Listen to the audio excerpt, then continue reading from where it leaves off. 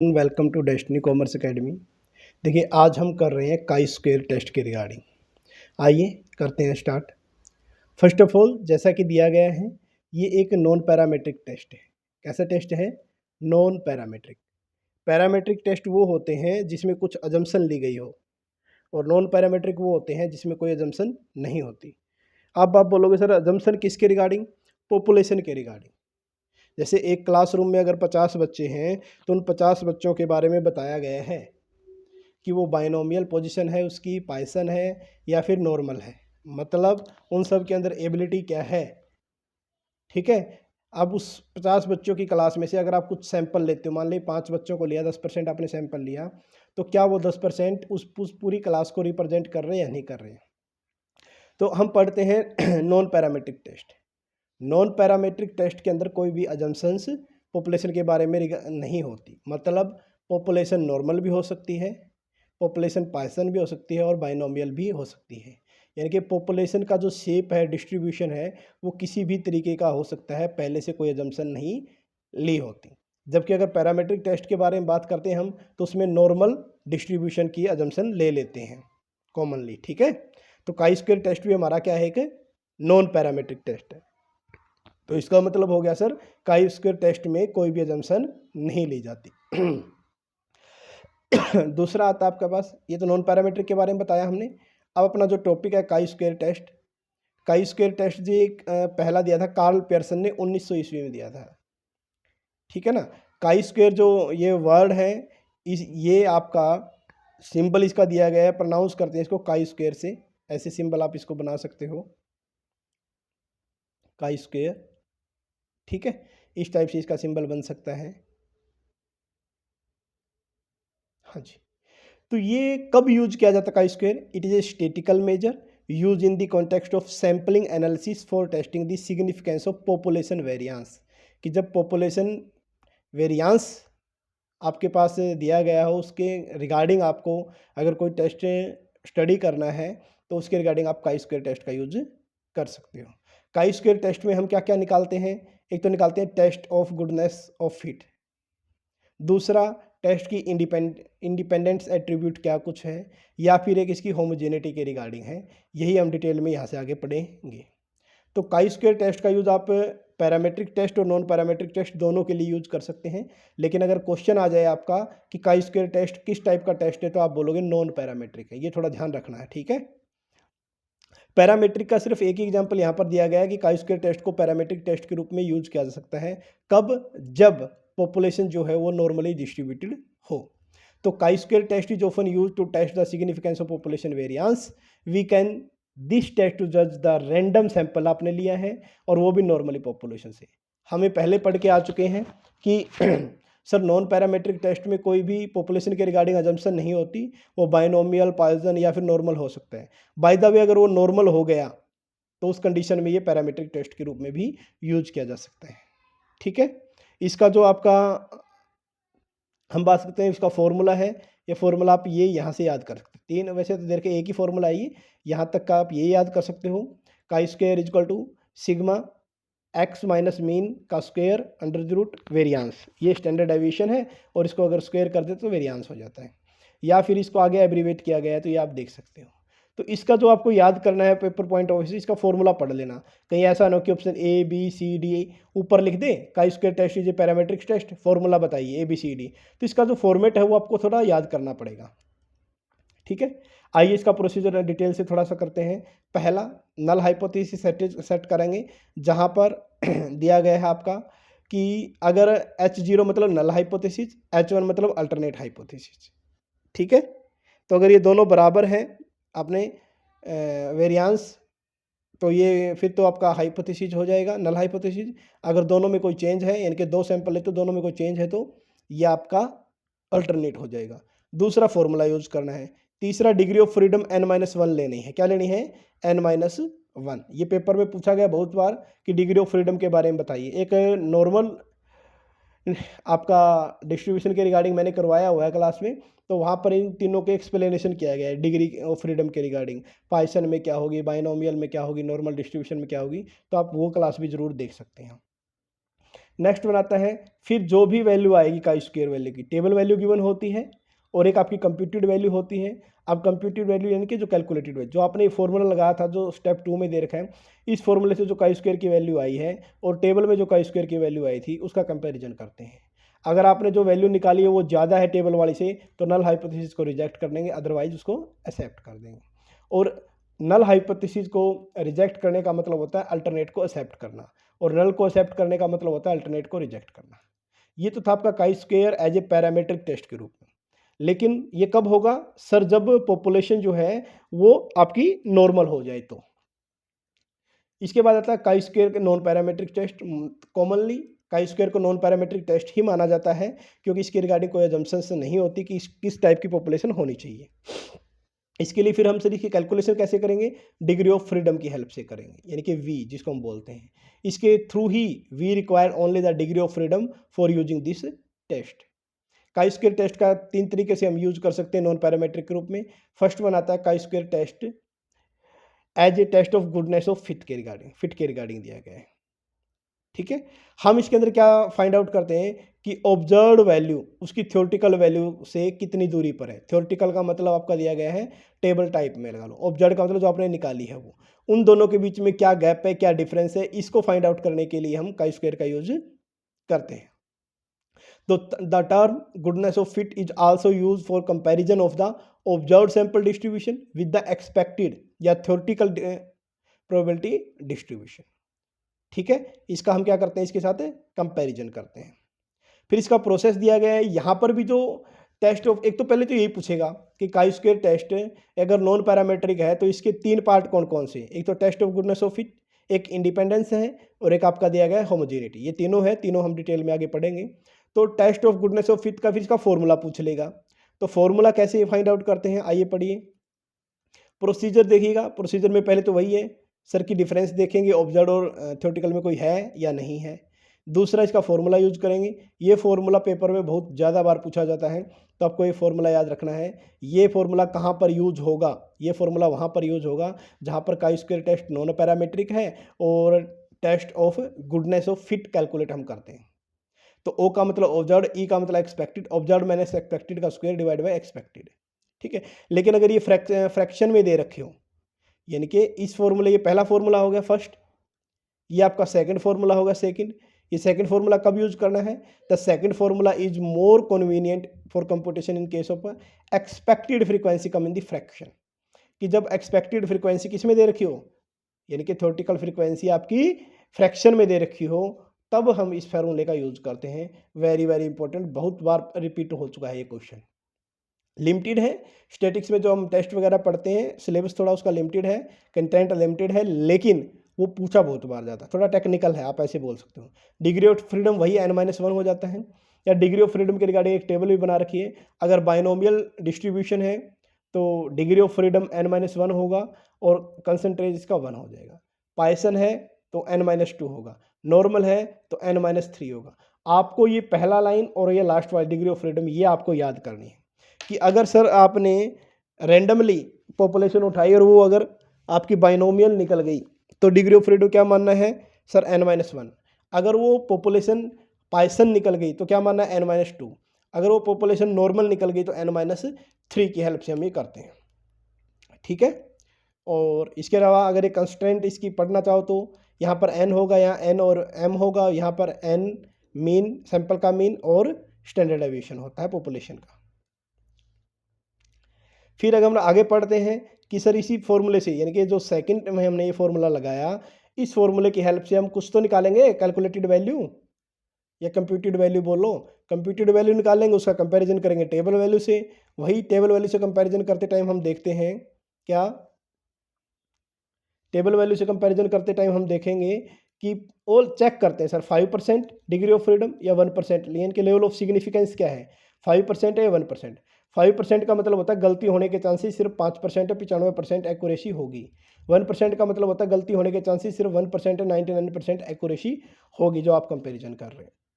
ठीक है, if calculated value is less than the table value H 0 को accept कर लेंगे, वरना रिजेक्ट कर देंगे। और सेम जो पहले हमने पढ़ा था वही रहेगा। एक वेरी वेरी इंपॉर्टेंट जो PYQ आया था यहाँ डाल दिया गया है कि रिजेक्शन रीजन, मान लीजिए नॉर्मल डिस्ट्रीब्यूशन आपने बना दिया, तो ये जो हमने बनाया ना ये वाला पोर्शन, इसको रिजेक्शन रीजन बोल देते हैं। तो जब हम काई स्क्वायर टेस्ट करते हैं तो इसमें रिजेक्शन रीजन राइट टेल वाला होता है, मतलब ये बनेगा सर। टेल का मतलब पूंछ होता है, right tail. Rejection region of goodness of fit test is lie only मतलब सिर्फ इसमें राइट टेल में लाई करेगा। ये PYQ में पूछा गया था, तो आप भी ये याद कर लीजिएगा। इसके बाद आता है condition for applying the chi square test. Chi square test को कहाँ पर अप्लाई किया जा सकता है? नंबर 1 देखिएगा, chi square test goodness of fit can be use only when, जब आपका टोटल फ्रीक्वेंसी यानी कि n सैंपल साइज कितना होना चाहिए, 50 से ज़्यादा। Normally chi square test large sample test, और लार्ज सैंपल टेस्ट की पहचान है n बराबर या ज़्यादा होना चाहिए 30 से, लेकिन काई स्क्वायर के अंदर अजम्पशन है 30 की बजाय 50 होना चाहिए सर मिनिमम। दूसरा, सैंपल की जो ऑब्जर्वेशन होती है वो इंडिपेंडेंट होती है और रैंडमली लेनी पड़ेगी आपको पॉपुलेशन से। तीसरा, एक्सप्रेस ओरिजिनल यूनिट में आप एक्सप्रेस करते हो इसको, ना तो परसेंटेज में करोगे ना ही रेशियो में करोगे। और अगर किसी सेल की, किसी भी सेल की जो फ्रीक्वेंसी 5 से कम है तो उसको हम क्या करेंगे, आगे पीछे से पुलअप करके जोड़ करके उसको 5 बना लेंगे। इसको पुलिंग टेक्निक बोलते हैं। क्या बोलते हैं? पुलिंग टेक्निक बोलते हैं। ठीक है, तो ये पुलिंग टेक्निक कहाँ पर यूज की जाती है सर? काई स्क्वायर में यूज की जाती है। काई स्क्वायर में भी किस में की जाती है? गुडनेस ऑफ फिट टेस्ट में यूज की जाती है। याद रह जाएगा ना ये, तो इतना आपको याद रखना है। तो each cell should contain at least 5 observation, generally prefer 10 observation. Normally 10 observation को प्रेफर करता है, लेकिन 5 भी, कम से कम 5 तो होनी ही होनी चाहिए। 5 से कम है इसका मतलब काई स्क्वायर ओवर एस्टिमेटेड आपको दिखा रहा है, नल हाइपोथेसिस को रिजेक्ट कर देगा। तो हमें काई स्क्वायर के अंदर जो ऑब्जर्व्ड फ्रीक्वेंसी वो कम से कम 5 तो रखनी ही रखनी है, और इसके लिए हम पुलिंग टेक्निक का यूज करते हैं। और इसको क्या करेंगे, we add the small frequency with the preceding, उससे पीछे मान लें कि हमें 4 आई, एक इससे पहले का और एक इससे आगे का, उनमें 0.5 इसके अंदर जोड़ के हम चेंज कर देंगे।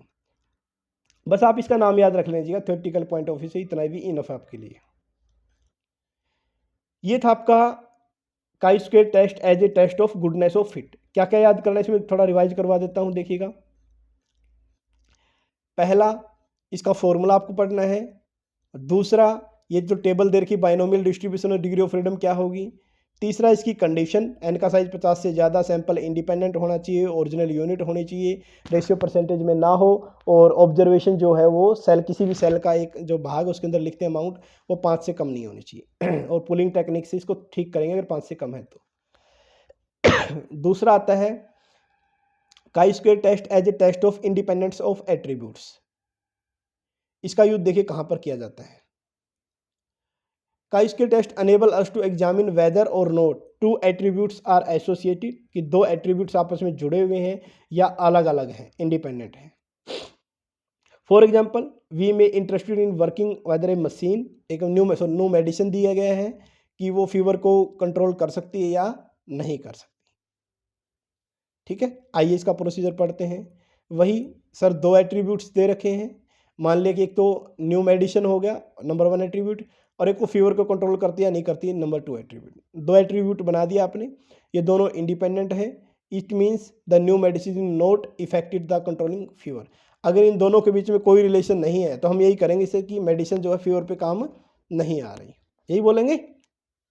फिर इसका भी फॉर्मूला है, मैंने बोला कि इसमें फॉर्मूले आपको थोड़ा सा रिकॉल जरूर करके जाने पड़ेंगे।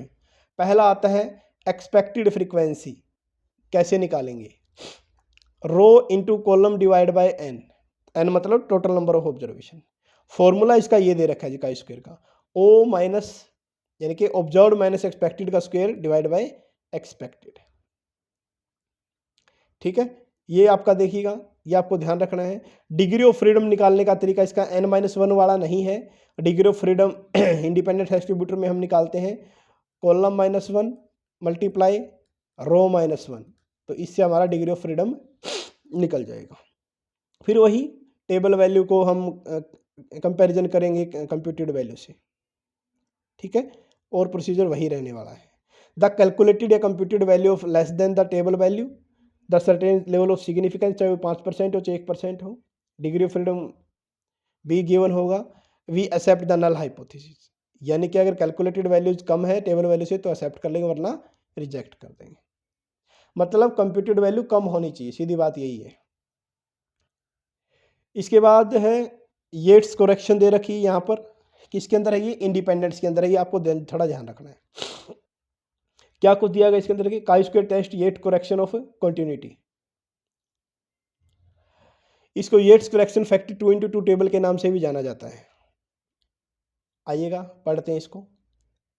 The distribution of chi square test statistics is continuous but data under the test is categorical. Categorical का मतलब होता है डिस्क्रीट, मतलब जिसकी एक लिमिट होती है, जैसे कि मेल, फीमेल और ट्रांसजेंडर, अलग से नहीं बनेगा सर कोई चौथा भी, तो इसको बोलते हैं कैटेगरिकल। ठीक है। It cause error due to the discrete data. If it is 2 × 2 contingency table then we can apply the Yates correction continuity. ठीक है। और ये आपका येट्स करेक्शन भी बोल सकते हैं, इसको क्या बोल सकते हैं, येट्स करेक्शन 2 × 2 की टेबल, अगर सेल की जो फ्रीक्वेंसी है 5 से कम होती है। ठीक है। पुलिंग टेक्निक बोलो या येट्स करेक्शन के थ्रू आप यूज कर सकते हैं इसके अंदर। इसके बाद दिया गया जी अपने पास property of chi square distribution. Chi square distribution की क्या क्या प्रॉपर्टी दी गई। सबसे पहले काई स्क्वायर की ये देखो प्रॉपर्टी वगैरह होती है ना, फॉर्मूले प्रॉपर्टी, यही आपसे अपने से पूछता है जी।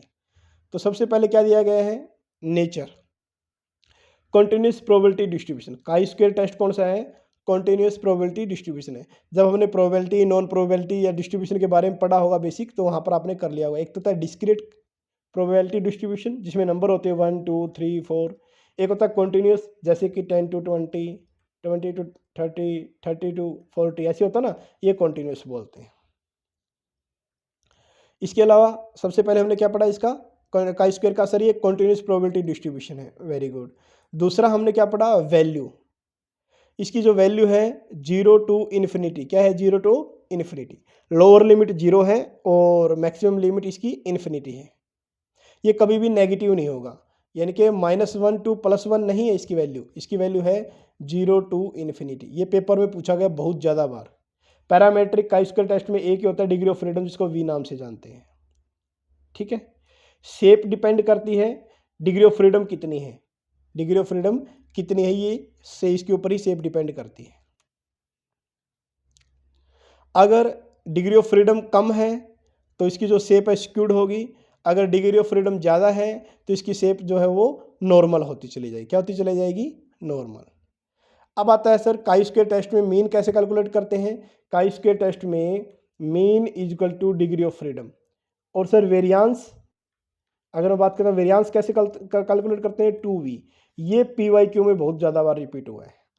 सर मीन और वेरियांस तो हर में निकालेंगे, चाहे पाइसन हो, चाहे बाइनोमियल हो, चाहे नॉर्मल हो, लेकिन मीन कैसे निकालेंगे, वेरियांस कैसे निकालेंगे उसके रिगार्डिंग। तो काई स्क्वायर में डिग्री ऑफ फ्रीडम एक ही पैरामीटर होता है, इसलिए उसी के हेल्प से मीन निकालते, उसी के हेल्प से वेरियांस निकालते हैं। ठीक है। ये डायग्राम बना के भी दे रखा है। इसके बाद आता है लास्ट वन अपना chi square test as a test of homogeneity. अभी हमने पढ़ा काई स्क्वायर टेस्ट एज, सबसे पहले पढ़ा काई स्क्वायर टेस्ट पैरामेट्रिक, जब नॉर्मल पॉपुलेशन नॉर्मल हो, उसके अंदर हमने फॉर्मूला पढ़ा था। फिर हमने पढ़ा chi square test as non parametric, जिसके अंदर 3 पार्ट थे। Chi square test as a test of goodness of fit, as a test of independence attributes, as a test of homogeneity. Homogeneity के रिगार्डिंग देखिए क्या दिया गया है। This is useful in cause when we tend to verify whether several population are homogeneous, कि बहुत सारी population जो होमोजीनियस नेचर की होनी चाहिए, with respect to some characteristics of interest. मतलब अलग अलग पॉपुलेशन दे रखी है, इनमें कुछ तो ऐसा सेम होगा जो सब में मिलेगा, कुछ तो ऐसा होगा जो सब में मिलेगा। ठीक है। एग्जाम्पल भी दे रखा है इसके अंदर, जैसे milk supplied by the various supplier. जो सप्लायर होते हैं, दूध दूध डालते हैं, दूध जिसको आप बोल सकते हो, वो हर कोई दूध डालता है, लेकिन कोई अच्छा, कोई खराब, कोई कैसा डालता है, लेकिन उन सब के अंदर एक चीज़ कॉमन है। क्या चीज़ कॉमन है, पढ़िएगा। The milk supplied by various supplier has a particular ingredient होता है उसके अंदर, इज कॉमन और नॉट, जैसे कि लैक्टोस होता है। ठीक है। जमने का गुण आप बोल सकते हो। तो ये था अपना जी काई स्क्वायर टेस्ट। होप सो ये आपको अच्छा लगा होगा। इसी के साथ एक छोटा सा टॉपिक और मिलता जुलता है, एनोवा, एनालिसिस ऑफ वेरियांस नाम से इसको हम जानते हैं। इसको भी आइए पढ़ लेते हैं, एनोवा टेस्ट का। ये फीसर ने दिया था, गिवन बाय फीसर। ठीक है। आइए पढ़ते हैं क्या दिया गया इसके अंदर।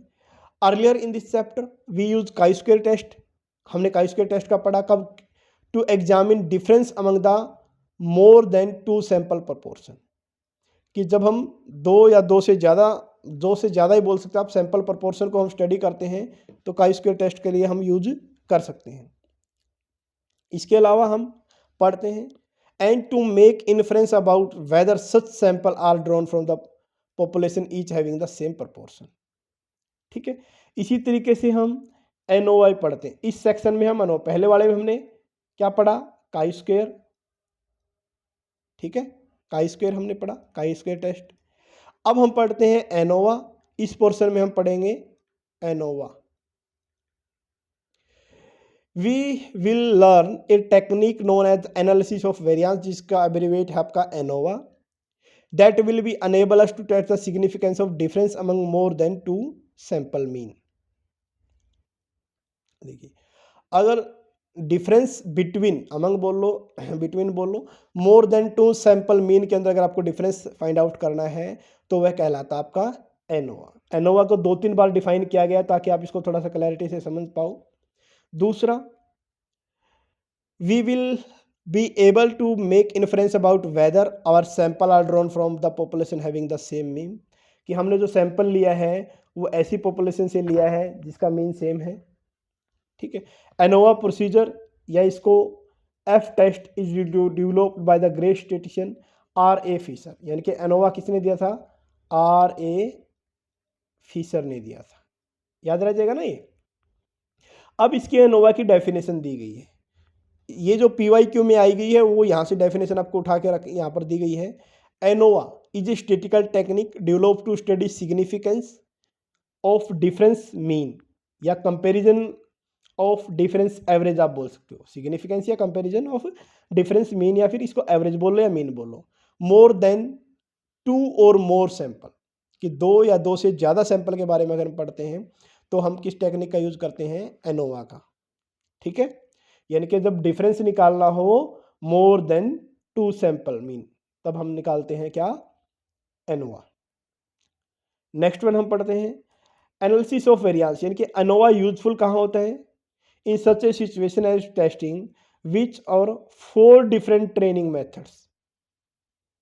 ठीक है, जब हम 4 डिफरेंट मेथड का यूज करते हैं ट्रेनिंग मेथड का, तो उसमें सबसे जो फास्टेस्ट मेथड है वो आपका एनोवा होता है।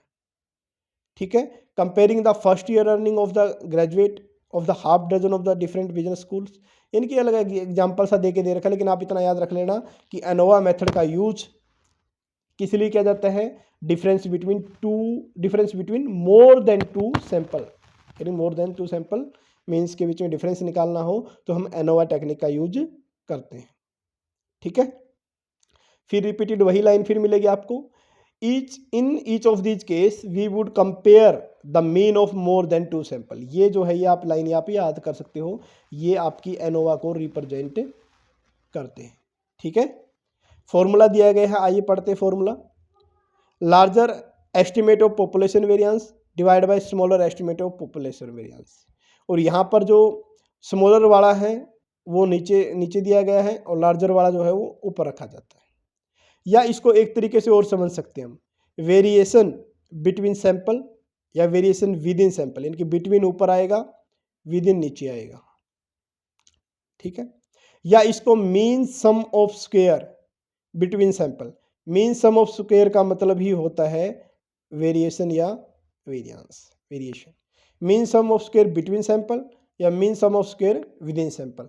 ये जो फॉर्मूला है मीन सम ऑफ स्क्वायर, यही बहुत बार पेपर में पूछा जाता है, मीन सम ऑफ स्क्वायर या फिर वेरिएशन, एक ही बात, या फिर larger estimate of population variance. ठीक है, ये भी पेपर में पूछा गया था फॉर्मूला देके कि ये किसका फॉर्मूला बताइए, तो आप बोलोगे एनोवा का है। एनोवा की भी कुछ अजम्पशंस हैं, अजम्पशन के बिना तो टेस्ट लगता ही नहीं है। पहला दिया गया क्या, in order to analysis of use of analysis of variance, इनके पॉपुलेशन जो होना चाहिए वो नॉर्मल होनी चाहिए। क्या होनी चाहिए, नॉर्मल पॉपुलेशन होनी चाहिए। इसके अलावा पॉपुलेशन जो होती है उसका मीन और वेरिएंस आइडेंटिकल होना चाहिए, सेम होना चाहिए। इसके अलावा वेरी इंपॉर्टेंट PYQ पूछा गया है, एडिटिविटी ऑफ वेरिएंस, कि सर वेरिएंस की एडिटिविटी मतलब जोड़ कहाँ पर किया जाता है, एनोवा में किया जाता है। Each one of the population has the same variance होता है, ये तो हम यहाँ भी पढ़ चुके हैं, ये अलग से भी दे रखा है आपका, ठीक है। अगर हम सैंपल साइज को बढ़ाते चले जाते हैं तो हमें नॉर्मेलिटी पॉपुलेशन की जरूरत ही नहीं पड़ेगी, क्योंकि जैसे जैसे हम एन का साइज इन्फिनिटी की ओर लेते चले जाते हैं हमारा जो पॉपुलेशन का डिस्ट्रीब्यूशन है वो नॉर्मल होता चला जाता है। ये तो वैसे याद रख लेना कि सैंपल साइज जैसे जैसे बढ़ाएंगे इन्फिनिटी की तरफ जाएंगे हमारी पॉपुलेशन जो है नॉर्मल को रिप्रेजेंट करेगी, क्योंकि सारी पॉपुलेशन तो हम ले ही लेंगे सैंपल में। इसके अलावा हमारे पास आता है क्या, प्रोसीजर ऑफ एनोवा। एनोवा का प्रोसीजर क्या है, पहला वन एस्टिमेट या फिर सेकंड एस्टिमेट। वन एस्टिमेट इसके अंदर हम क्या करेंगे, बिटवीन सैंपल मीन को ऊपर लेंगे। बिटवीन याद है आपको, बिटवीन ऊपर आता है, विदिन नीचे आता है फॉर्मूले में। मीन सम ऑफ स्क्वायर या वेरिएशन बिटवीन सैंपल, और सेकंड को हम लेंगे विदिन सैंपल, वेरिएशन या वेरिएंस, ठीक है। फिर क्या करेंगे, कंपेयर करेंगे दोनों का, ठीक है। If they are approximately equal, अगर दोनों बराबर आ रहे हैं का मतलब एक्सेप्ट कर लेंगे नल हाइपोथेसिस को, वरना रिजेक्ट कर देंगे। आइए एक एग्जांपल से इसको थोड़ा सा और समझते हैं। Technique of ANOVA, one way ANOVA और two way ANOVA. One way ANOVA क्या दिया गया है, एक इंडिपेंडेंट वेरिएबल या फैक्टर डिफरेंट सैंपल ग्रुप को इफेक्ट करता है। यानी कि सर जब एक फैक्टर अलग अलग सैंपल ग्रुप को इफेक्ट करेगा तो वो वन वे एनोवा होता है। जैसे मान लें कि ये दे रखा है one variable, one independent variable, और ये आपके दे रखे हैं डिफरेंट सैंपल ग्रुप, यानी कि सैंपल के ग्रुप x1 x2 x3 दे रखे हैं, और उसको एक वेरिएबल इफेक्ट करेगा तो ये वन वे एनोवा होता है, ठीक है। अगर बात करते हैं यहाँ हम डेटा को क्लासीफाइड केवल एक ही क्राइटेरिया से करेंगे, जैसे या तो रो बेस कर लो या फिर कॉलम बेस कर लो, उसको एनालाइज करेंगे डेटा को। एक PYQ में पूछा गया था कि सर टोटल वेरिएंस के बारे में यहाँ पर दिया गया है। एक होता है बिटवीन और एक होता है विद इन। बिटवीन को हम एक्सप्लेन्ड वेरिएशन या फिर कंट्रोल वेरिएशन के नाम से भी जानते हैं, और विद इन को हम एरर वेरिएंस, अनएक्सप्लेन्ड या फिर रेजिडुअल वेरिएंस के नाम से भी जानते हैं। तो ये वन वे एनोवा आपका हो गया। अब हम चलते हैं सर टू वे एनोवा की तरफ। कहाँ चलेंगे, टू वे एनोवा की तरफ। इसमें टू इंडिपेंडेंट फैक्टर जो है डिफरेंट सैंपल ग्रुप को एक साथ इफेक्ट करते हैं। एक फैक्टर कॉलम को करेगा तो उसी टाइम दूसरा फैक्टर रो को कर देगा। जैसे ये दे भी रखा, थोड़ा सा आपको बना के डायग्रामेटिकली आप ताकि समझ जाओ। आइए विद एन एग्जाम्पल इसको करेंगे तो थोड़ा सा ईजी रहेगा। देखिए वन वे एनोवा का एग्जाम्पल है, सेम ऐसे ही टू वे एनोवा का भी हो जाएगा। सैंपल दे रखे different sample group x1 x2 x3, ठीक है। अगर इन x1 का x2 से या x2 का x3 से कंपैरिजन करेंगे तो वेरिएशन बिटवीन सैंपल होगा ये। लेकिन x1 के अंदर 20, 21, 23, 16, 20 ये दे रखें, इसके अंदर अगर कंपैरिजन करेंगे तो ये आपका विद इन सैंपल होगा। इसको एरर वेरिएशन के नाम से भी जानते हैं। क्यों एरर वेरिएशन क्यों बोलते हैं इसको, क्योंकि हम ये मानते हैं कि यदि कोई डिफरेंस होगा तो रैंडमली होगा, यदि कोई डिफरेंस होगा तो वो रैंडमली होगा। अगर हम x का टोटल कितनी आइटम है 1 2 3 4 5 टोटल किया, सिग्मा x1 100 और 5 से भाग करेंगे तो मीन आ जाएगा 20।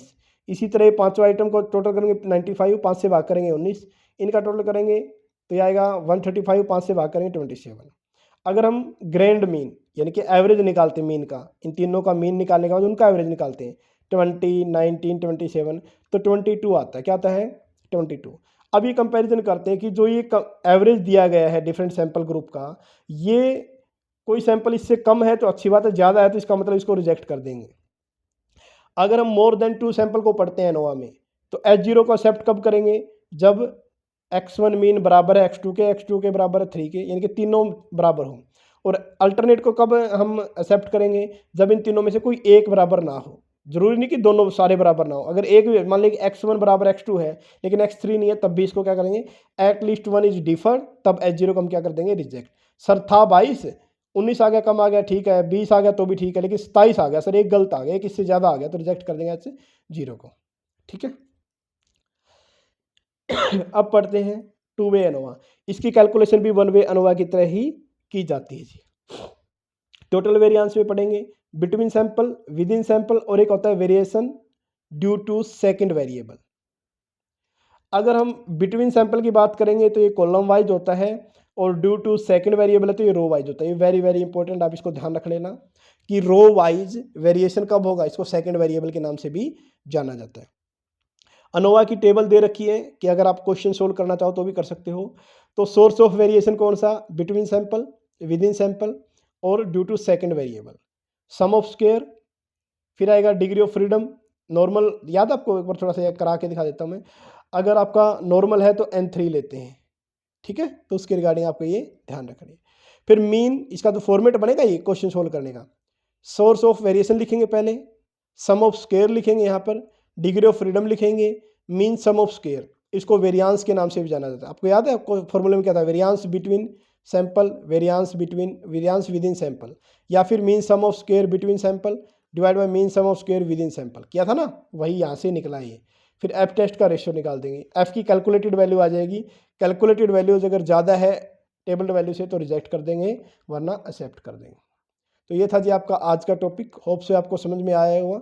फिर भी कोई प्रॉब्लम है तो आप हमें कॉन्टैक्ट कर सकते हैं 8708221109। Thank you all of you.